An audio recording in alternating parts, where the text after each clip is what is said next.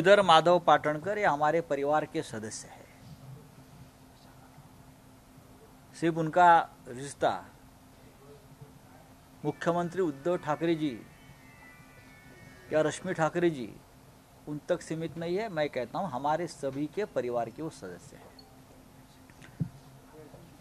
ED ने एक action ली है, उस बारे में मुझे अभी सूचना मिली है। इस प्रकार की एक्शन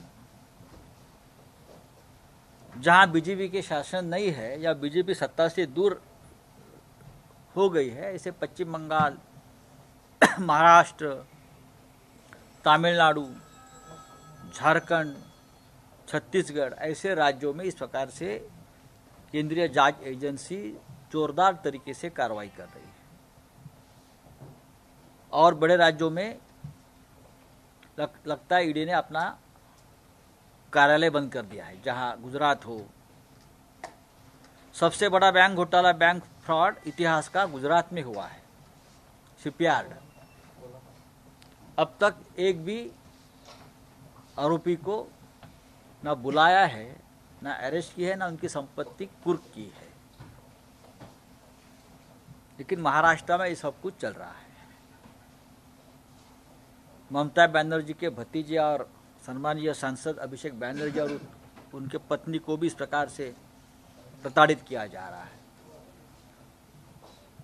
लेकिन ना बंगाल झुकेगा, ना महाराष्ट्र टूटेगा। तो ये महाविकास आघाड़ी सरकार को महाविकास सरकार के आघाड़ी के सरकार के जो प्रमुख स्तंभ है, उनको इस प्रकार से आप दबाव में लाकर, अगर आप अब ये मानते हैं कि ये सरकार गिर जाएगी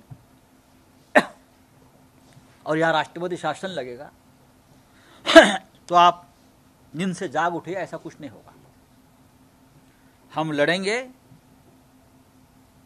हम आपका जो अन्याय है, आपकी जो राजनीतिक जो वेनेटा है, पॉलिटिकल बदले की भावना जो आपकी है, वो हम लोगों के सामने लाते रहेंगे। मुझे नहीं लगता कि हम न्यायालय से न्याय की उम्मीद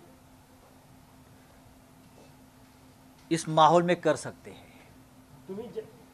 लेकिन सबसे बड़ा न्यायालय जनता का न्यायालय होता है। महाराष्ट्र की जनता ठाकरे परिवार से परिचित है, हम सबसे परिचित है। कभी ना कभी इस एक्शन का, इस राजनीतिक बदली की भावना से जो कार्रवाई हो रही है, उसका जवाब सभी को देना पड़ेगा, उसकी किंमत चुकानी पडेल।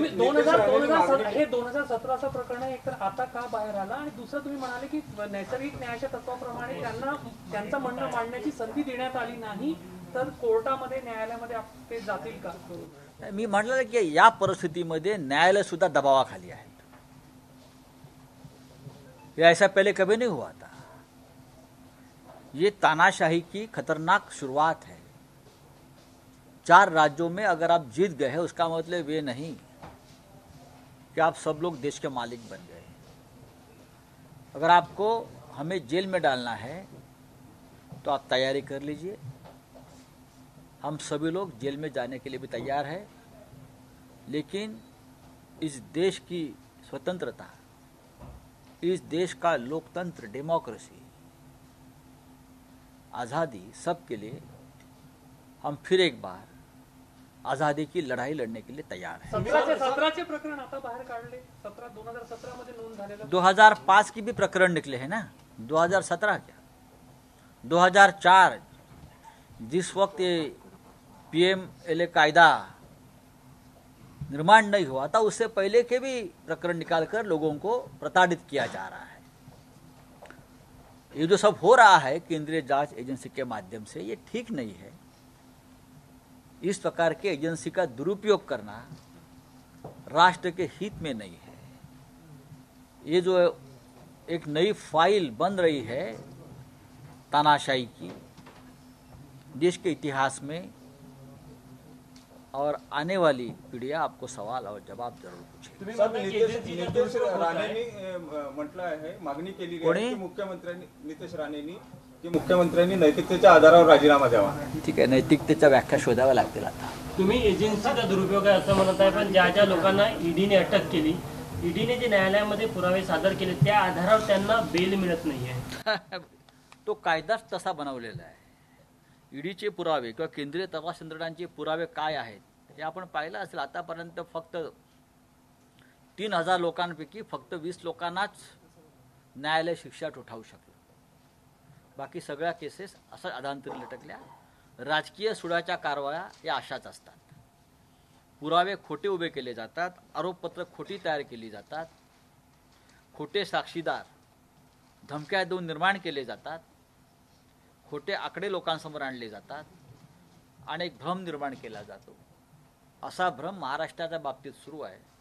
महाराष्ट्राला, छत्रपती शिवाजी महाराजांच्या महाराष्ट्राला, ज्याने या देशाला कायदा आणि घटना दिली, त्या डॉक्टर बाबासाहेब आंबेडकरांच्या महाराष्ट्राला बदनाम करण्याची एकही संधी भारतीय जनता पक्षाच्या टाचेखाली असलेल्या तपास यंत्रणा, केंद्रीय तपास यंत्रणा सोडायला तयार नाहीत. पण मी केंद्रीय तपास यंत्रणांना दोष देणार नाही. मला त्यांची दया येते.